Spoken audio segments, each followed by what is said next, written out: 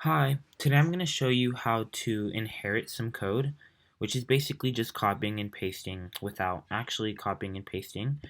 So this was my original class, my multiply private class, and this was the new class I created, a multiply extended class. I basically wanted it to have the same functionality as multiply private class, but I just wanted to change something and add a couple new things. So to do that, I did extends and then the name of my class, private multiply class, and that just gives me all the functionality of this class, my private class, inside my extended class. So after that, I changed all my variables to protected because in my private class they were all private, and in my extended class they are all protected. I also changed this character array to a string. After that, I created a new setter, set mat a, and I just changed the inputs. In my private class, the inputs for my setter were a double double and a character array, but in my extended class, it is a double double and just a string.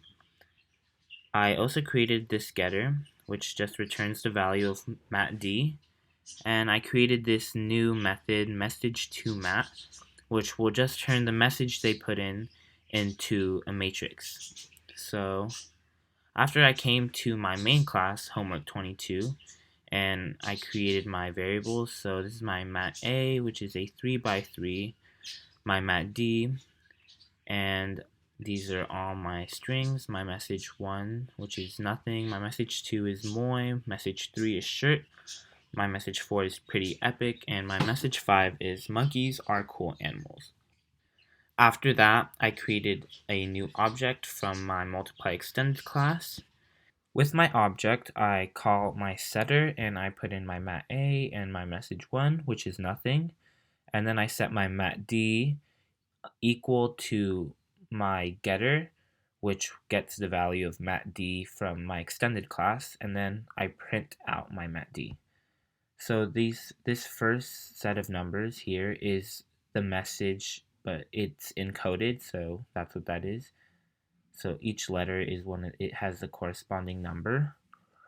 And then this is the message, and it printed out error message is empty because there was nothing in there, it was just nothing.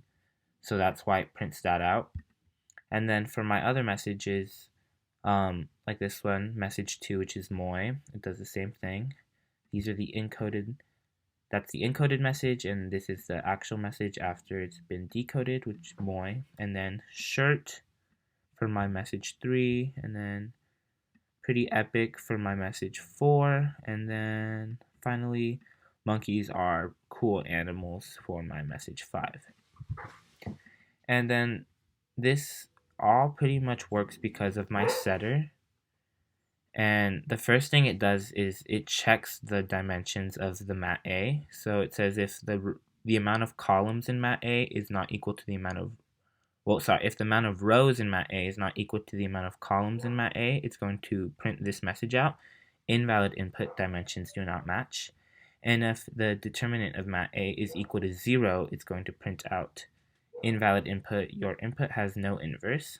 And if neither of these apply to your mat A, then it will not print out, it will do the following. So it sets the mat A in your extended class equal to the input mat A, and same thing with the message, and then it sets mat B equal to message to mat, which I've already explained, turns the message into a matrix, and then mat C is equal to the product of mat A and mat B, and mat D is equal to the product of the inverse of mat A and mat C. And that sums it all up. Thank you for watching.